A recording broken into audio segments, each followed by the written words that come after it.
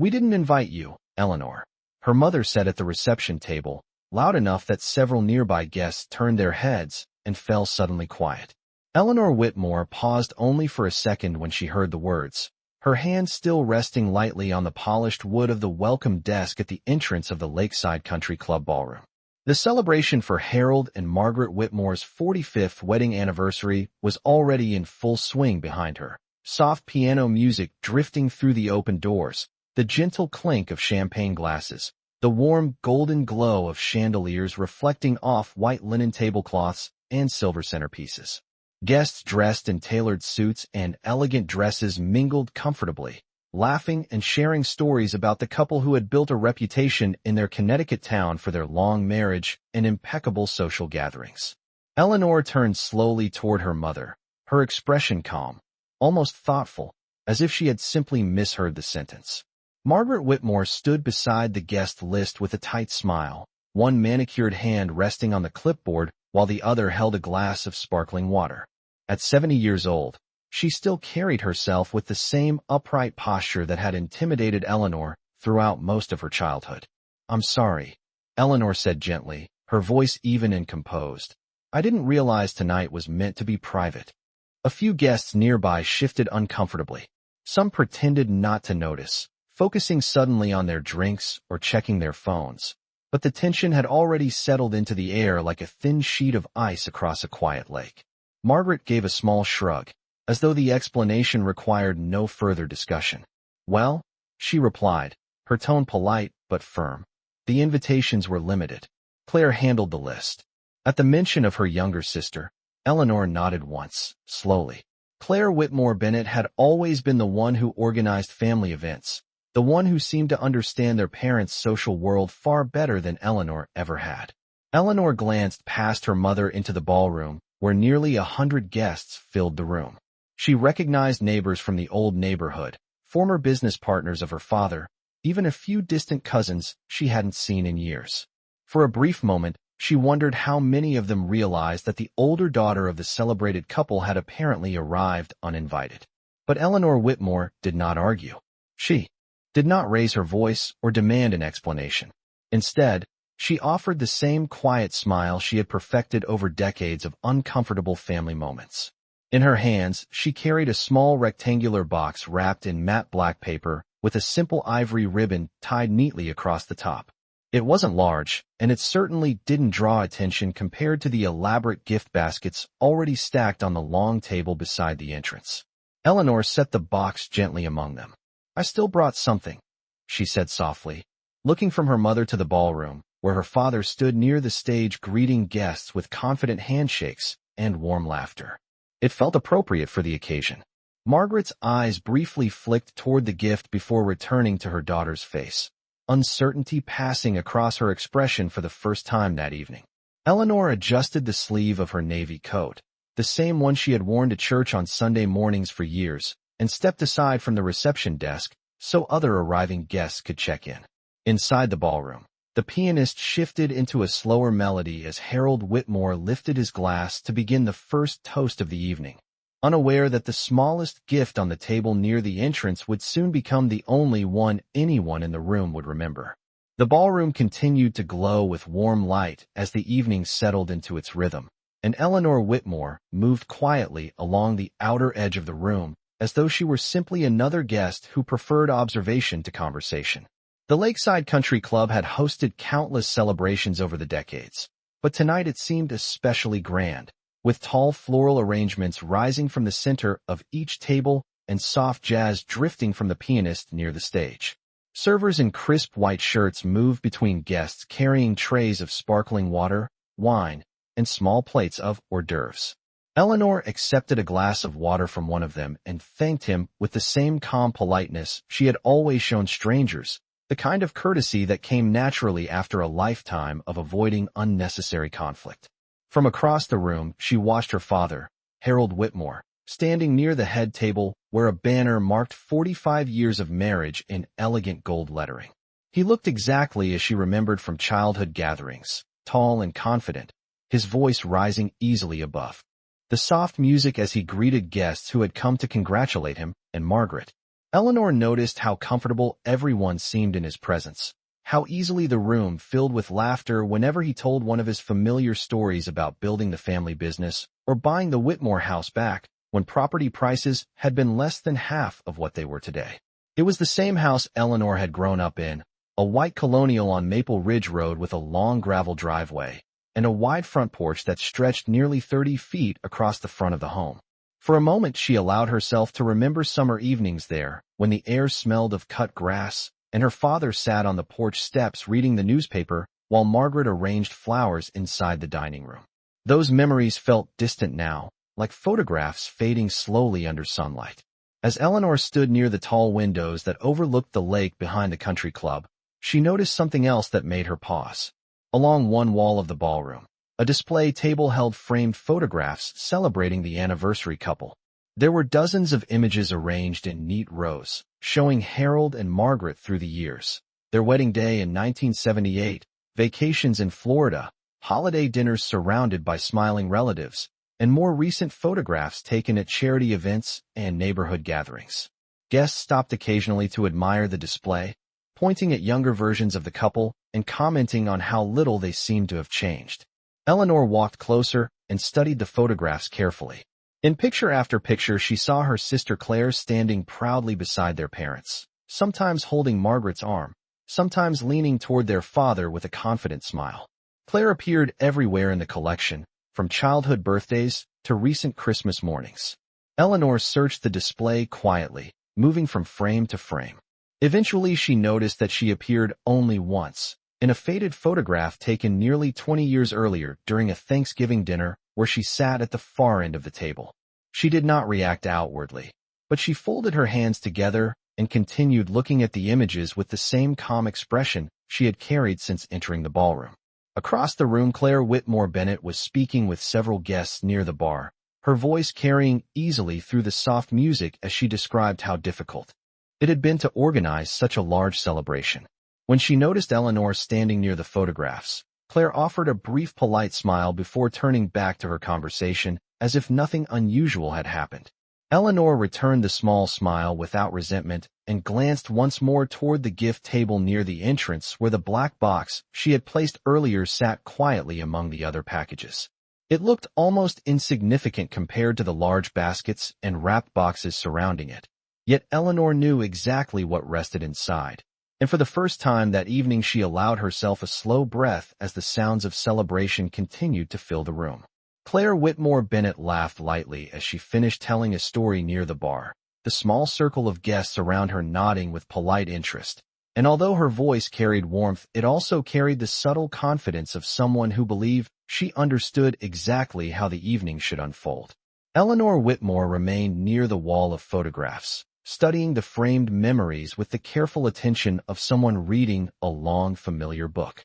A server passed by offering a tray of sparkling water, and Eleanor accepted another glass, thanking him quietly before turning her gaze back toward the ballroom. The celebration had grown livelier as the evening progressed. The pianist had shifted to a brighter melody and several guests had begun sharing stories about Harold and Margaret Whitmore's early years together. Eleanor heard fragments of those conversations as she stood nearby. Someone spoke about the Whitmore house on Maple Ridge Road, describing its wide porch and the tall maple trees that lined the driveway. Another guest recalled the summer garden parties Margaret used to host 20 years earlier, when neighbors would gather under strings of lights that stretched across the backyard. Eleanor listened without interrupting, her expression calm, because those memories belonged to her as well. She remembered mowing the lawn on hot July afternoons when the temperature climbed above 90 degrees and the smell of freshly cut grass filled the air. She remembered helping her father repaint the porch railing one autumn weekend when the leaves turned bright red across the neighborhood. She remembered balancing the household checkbook at the kitchen table long after midnight during years when the family business had struggled and every dollar had mattered. Yet as the conversations continued around her, Eleanor noticed something else. Each story seemed to circle around the same idea that the Whitmore family had always been strong and unified, that Harold and Margaret had built their comfortable life through determination and careful planning.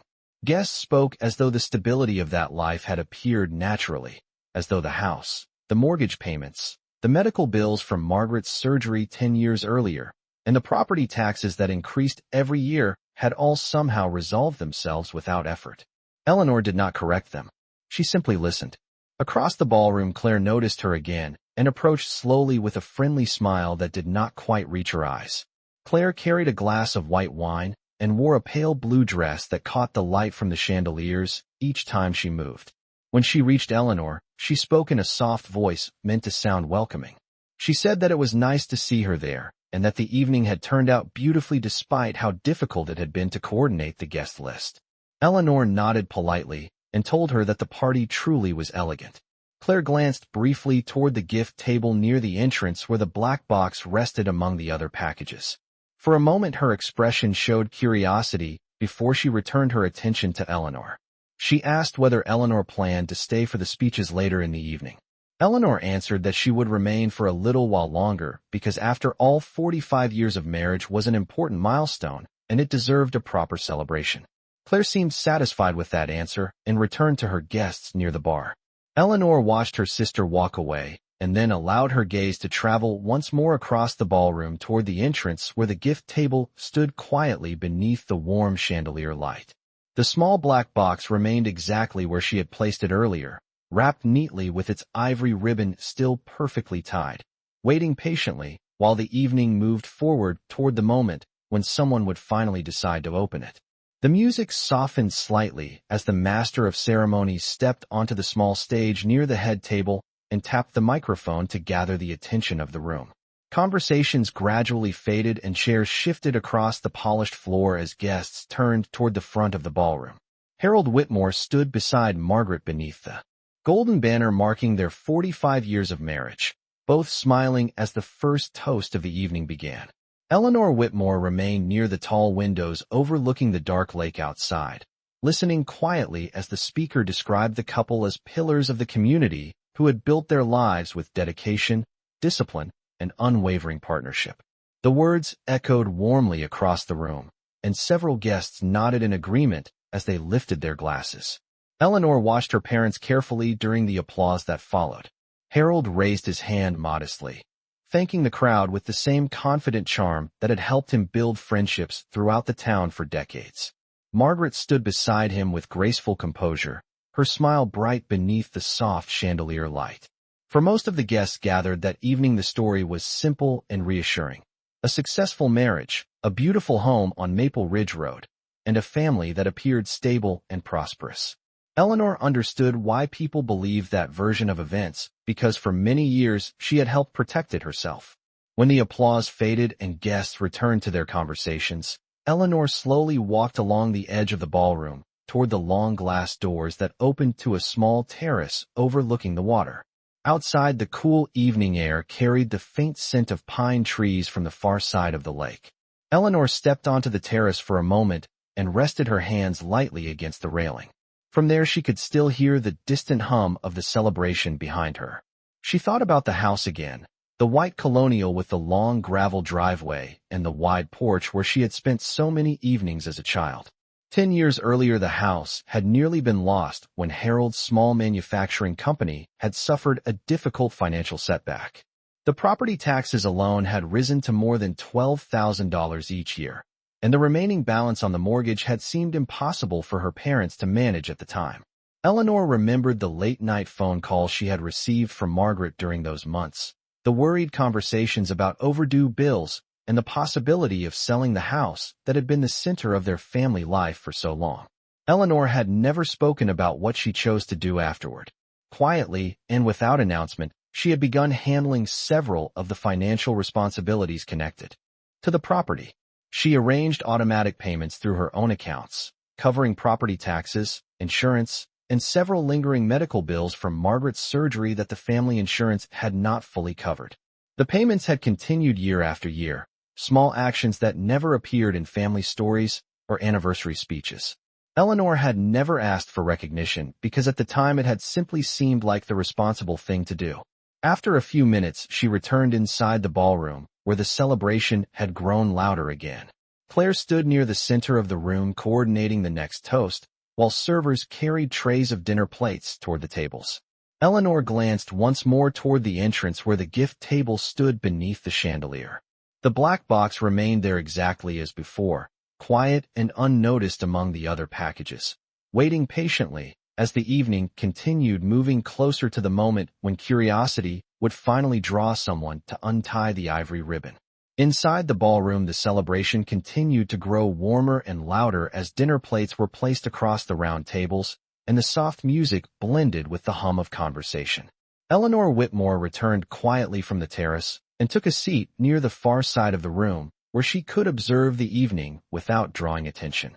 The chandelier light reflected gently off the lake visible through the tall windows behind her, and for a few moments the atmosphere felt almost peaceful. Guests spoke about travel plans, grandchildren, and old memories of Harold and Margaret Whitmore from years when their neighborhood had been smaller and quieter. At the center table, Harold laughed heartily as someone described the early days of his business, explaining how he once drove more than 300 miles in a single day to secure a contract that eventually helped the company survive its first difficult year. Margaret listened with a proud smile, occasionally reaching over to touch his arm, while friends congratulated them again on 45 years of marriage. Eleanor watched the scene with calm attention. She had heard these stories many times before, and each retelling seemed to polish the narrative into something smoother and simpler than it had truly been. The truth had always been more complicated, filled with late-night worries about overdue payments, letters from the bank, and quiet conversations around the kitchen table when the house on Maple Ridge Road nearly slipped beyond their reach. Those difficult moments rarely appeared in speeches or anniversary toasts. Across the room, Claire Whitmore Bennett moved gracefully between tables, thanking guests for attending and making sure the evening flowed smoothly. She paused briefly at the gift table near the entrance where several brightly wrapped packages had been added during the past hour. Her eyes scanned the collection until they landed on the small black box tied with an ivory ribbon. She lifted it gently in her hands and turned it once, curious about its weight. A nearby guest asked what she had found, and Claire replied with a light laugh that it appeared to be one of the smaller gifts of the evening. The guest suggested that perhaps it contained jewelry or a framed photograph. Claire shrugged and placed it back among the other packages. Eleanor noticed the moment from across the room, but did not react. She continued sipping her water and listening as the next speaker prepared to offer another toast. Soon the master of ceremonies returned to the microphone and invited Margaret to say a few words about her marriage. Margaret stood slowly, smoothing the front of her dress before thanking everyone for coming. Her voice carried clearly through the ballroom as she spoke about partnership, loyalty, and the importance of family support through the many stages of life. Several guests nodded warmly at her words, and a few even wiped their eyes as she described the comfort of knowing that family members would always stand beside one another when challenges appeared. Eleanor listened quietly to every sentence. When the applause followed Margaret's speech, the room filled again with conversation and laughter, yet something subtle had shifted. A few guests had begun glancing toward the gift table again, perhaps remembering the curious black box Claire had briefly picked up earlier. The ribbon remained perfectly tied, and the matte wrapping paper reflected a small circle of chandelier light. It rested quietly among the other gifts, unremarkable at first glance, yet waiting with the same quiet patience Eleanor Whitmore had carried throughout the evening. The evening moved forward with the comfortable rhythm of a well-organized celebration, yet an undercurrent of curiosity had begun to ripple quietly through the ballroom. Guests finished their dinner plates, and servers moved gracefully between tables collecting glasses and refilling water. Soft laughter rose from several corners of the room as stories continued to circulate about Harold and Margaret Whitmore's long marriage. Eleanor Whitmore remained seated near the window, her posture relaxed and her expression calm, as if she were simply enjoying the evening like any other guest. From where she sat, she could clearly see the long gift table near the entrance. The small black box still rested there among the colorful packages and elegant gift bags, its ivory ribbon untouched. Over time, a few guests drifted toward the table, curious to examine the collection of presents. One older couple paused there for several moments, quietly admiring the display before pointing out the black box to one another. The woman tilted her head slightly and commented that the wrapping looked unusually simple compared to the others. Her husband suggested that sometimes the smallest gifts carried the most meaning. Their voices were gentle and respectful, but their curiosity lingered as they moved away. Across the ballroom, Claire Whitmore Bennett noticed the gathering attention and walked toward the gift table with a composed smile. She lifted a silver serving fork from a nearby tray and used the handle to gently nudge one of the larger baskets aside so she could better straighten the arrangement of presents. Her hand hovered briefly over the black box again. For a moment, she considered opening it immediately, but then she glanced toward the head table where Harold and Margaret were finishing a conversation with several longtime friends. Claire preferred the evening to feel ceremonial and carefully timed, and opening gifts too early would disrupt the flow she had spent weeks planning. Instead, she returned to the center of the room and spoke quietly with the master of ceremonies. A few minutes later, the microphone was tapped again, and the host announced that the evening would soon move to the gift presentation portion of the celebration. Several guests responded with cheerful applause, while others turned their chairs slightly so they could see the table near the entrance more clearly. Eleanor watched the shift in attention without any visible reaction. She simply placed her empty glass on the nearby tray and folded her hands loosely in her lap. At the head table, Harold Whitmore chuckled as he stood and stretched his shoulders slightly, remarking that after 45 years of marriage, he suspected the greatest gift of all was patience. Margaret laughed politely at his comment. While guests applauded again, Claire approached them and quietly explained that several guests had brought thoughtful presents and that it might be nice for the couple to open a few together so everyone could share the moment. Harold agreed easily, and soon he and Margaret walked toward the gift table while the crowd gathered closer around them. Eleanor remained where she was, observing the scene with the same quiet composure she had maintained all evening. The chandelier light reflected softly across the glossy wrapping paper of the various packages as Harold picked up the first gift bag and thanked the couple who had brought it. After opening 2 or 3 presents and offering warm words of appreciation, Margaret's eyes finally drifted toward the smaller black box resting near the center of the table. It looked modest compared to the others, yet its simple design seemed to draw attention in a different way. Claire noticed her mother's gaze and reached forward to lift the box carefully into Margaret's hands. The ivory ribbon caught the light as Margaret examined the package with a puzzled smile. For a brief moment, she glanced across the room toward Eleanor Whitmore, who sat quietly by the window watching the scene unfold with calm patience. Margaret Whitmore held the small black box carefully in both hands as the room settled into a quieter anticipation. The ivory ribbon rested across the top in a neat cross, its bow perfectly tied. For a brief moment, Margaret studied the gift as though trying to guess its origin before opening it. Claire Whitmore Bennett stood beside her with a polite smile, while Harold Whitmore leaned slightly closer, curious but relaxed, expecting another sentimental present from one of their friends. Around them, the gathered guests shifted their chairs and turned their attention toward the table. The pianist had even paused his playing, leaving only the soft clink of glasses and the low murmur of the lake breeze brushing against the tall windows behind the ballroom. Margaret glanced across the room again, and her eyes briefly met Eleanor Whitmore's calm gaze near the window. Eleanor did not move. She simply watched with the same composed expression she had carried throughout the evening. Margaret returned her attention to the ribbon and slowly loosened the knot. The ivory bow slipped free easily, and she folded the ribbon neatly before lifting the lid of the box. Inside rested a dark leather folder, smooth and simple, the kind often used to store important documents. Margaret's brow furrowed slightly in confusion as she lifted it out. Harold leaned closer and asked quietly what it was. Claire also looked puzzled, expecting perhaps jewelry or a framed photograph. Margaret opened the folder, and several papers slid gently into view. At first, the documents appeared ordinary, printed pages with organized columns of numbers and official letterheads from financial institutions. Harold took one of the pages and began reading, his expression shifting from mild curiosity to deeper concentration. A nearby guest leaned slightly forward, trying to glimpse the contents, while another whispered that perhaps the gift contained old family records. Harold turned the page slowly, reading each line more carefully.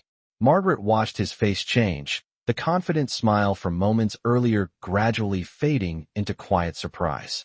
She took another page from the folder and began scanning the printed statements herself. The documents listed dates stretching back more than a decade, each entry showing payments connected to the Whitmore house on Maple Ridge Road. Property taxes, insurance installments, mortgage adjustments, maintenance accounts. The numbers appeared again and again beside the same account holder name, Eleanor Whitmore. Claire stepped closer and asked softly what the papers were about, but Harold did not answer immediately. He continued reading through several pages while the room grew steadily quieter. Margaret turned another sheet and noticed the attached letters from the county tax office acknowledging receipt of annual payments. Some of the documents showed sums exceeding $12,000 for a single year of property taxes alone. Others referenced medical insurance balances related to her surgery 10 years earlier. Margaret's hands trembled slightly as she realized the pattern running through every page. Harold finally lowered the papers and looked across the ballroom toward Eleanor again. Guests nearby began whispering to one another, sensing that the gift contained something far more serious than anyone had expected. Margaret slowly closed the leather folder for a moment, then opened it again as if hoping she had misunderstood what the documents revealed.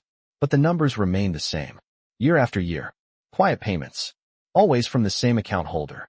And across the room, Eleanor Whitmore still sat by the window, watching patiently as the truth unfolded in the silent space between them. For several seconds the ballroom remained completely still as Harold Whitmore continued staring down at the pages inside the leather folder. The lively celebration that had filled the room earlier seemed to pause in place, replaced by a quiet tension that spread slowly from the gift table outward through the gathered guests. Margaret Whitmore held one of the documents closer to the chandelier light, her eyes moving carefully across the printed lines as if she needed to confirm what she was seeing again and again. The numbers were not small. Property tax payments recorded year after year, each one exceeding $12,000, followed by insurance renewals, maintenance accounts, and even several hospital balance statements connected to her surgery from a decade earlier. Every payment had been processed on time. Every record listed the same account holder, Eleanor Whitmore. Claire Whitmore Bennett leaned closer, unable to hide her growing confusion. She asked quietly what the papers meant, but Margaret did not answer right away. Her face had lost the confident smile she had carried earlier in the evening. Instead, she looked toward Harold, who slowly turned another page and found the attached letters confirming receipt of payments from the county tax office. A soft murmur began spreading through the nearby guests as they realized that something unexpected was unfolding. One man whispered that perhaps the folder contained a legal matter. Another guest quietly remarked that the documents looked like financial statements. Harold finally lowered the pages and looked across the ballroom toward the far window where Eleanor Whitmore still sat calmly in her chair. The distance between them suddenly felt much larger than the width of the room. Eleanor did not move or gesture for attention. She simply watched with quiet patience, her hands resting loosely together as though she had expected this moment to arrive eventually. Margaret slowly stepped away from the gift table and walked a few steps toward Eleanor, still holding the folder. The guests nearest the table instinctively parted to allow her through. Harold followed beside her, his expression thoughtful and unusually quiet. Claire remained behind for a moment, staring at the remaining papers inside the box before she too began walking after them. The movement drew the attention of the entire ballroom. Conversations faded completely as guests turned their chairs or stood to see what would happen next. Margaret stopped a few feet from Eleanor and looked down at the folder again before speaking in a voice that carried a mixture of disbelief and realization. She asked when these payments had begun. Eleanor lifted her gaze calmly and answered in a steady tone that it had been about 12 years earlier, during the year the business struggled and the house on Maple Ridge Road had nearly been sold to cover the remaining debt.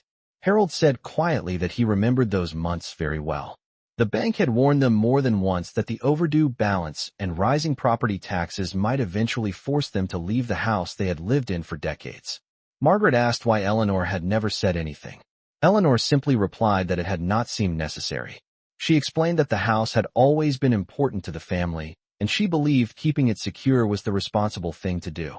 Around them, the gathered guests stood in respectful silence as the meaning of the documents became clear. For years, the stability everyone admired had quietly depended on the daughter who had just been told she was not invited. The silence inside the ballroom lingered longer than anyone expected. Guests who had gathered only minutes earlier to celebrate a marriage now stood quietly, watching the unexpected truth settle over the room like a slow-moving tide. Margaret Whitmore still held the leather folder in her hands, though she no longer needed to read the documents to understand them. The numbers had already spoken clearly. 12 years of property taxes, insurance renewals, medical balances, and quiet financial support that had never been mentioned in any family conversation. Harold Whitmore stood beside her, his posture no longer carrying the easy confidence he had displayed during the earlier toasts. Instead, he looked toward Eleanor Whitmore with a long, thoughtful gaze that seemed to stretch across more than just the space between them. Eleanor remained seated by the window, calm and composed as she had been since arriving that evening. She had not raised her voice, had not corrected anyone during the speeches, and had not asked for recognition when the celebration praised the strength of family support. She had simply waited. Margaret slowly closed the folder and took a few more steps toward her daughter. The quiet movement drew the attention of every person in the room. A few guests exchanged glances, realizing that the evening had shifted into something none of them had anticipated. Margaret spoke again, her voice softer than before, asking why Eleanor had brought the documents tonight. Eleanor answered with the same steady calm she had carried throughout the evening. She explained that it seemed appropriate for the anniversary celebration to include the full story of how the Whitmore house had remained part of the family all these years. She added gently that the papers were not meant as a complaint or a demand for gratitude. They were simply the truth. Harold took a slow breath and looked down at the folder again before lifting his eyes toward the gift table across the room, where the empty black box still rested beneath the chandelier. For a moment, he seemed to understand that the smallest package among the gifts had carried the greatest weight. Claire Whitmore Bennett stood a short distance away, her confident composure from earlier in the evening replaced by a quiet uncertainty. She glanced from her parents to Eleanor and then toward the guests who had gathered silently around them. The celebration that had been carefully planned now felt very different from what she had imagined. Margaret looked around the ballroom once more before returning her attention to Eleanor. Her voice carried a hint of regret as she said that perhaps they had misunderstood certain things over the years. Eleanor did not argue or offer a speech. She simply stood slowly from her chair and smoothed the sleeve of her coat. She told them that the house on Maple Ridge Road had always been important to her because it held the memories of their family, and she believed those memories deserved to be protected.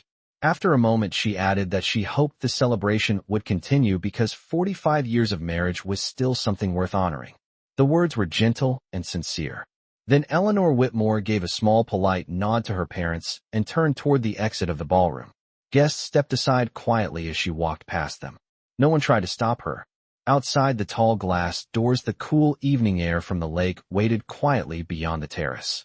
Inside the ballroom, the music had not yet resumed, and the black gift box remained on the table under the chandelier light, empty now, but impossible for anyone in the room to forget.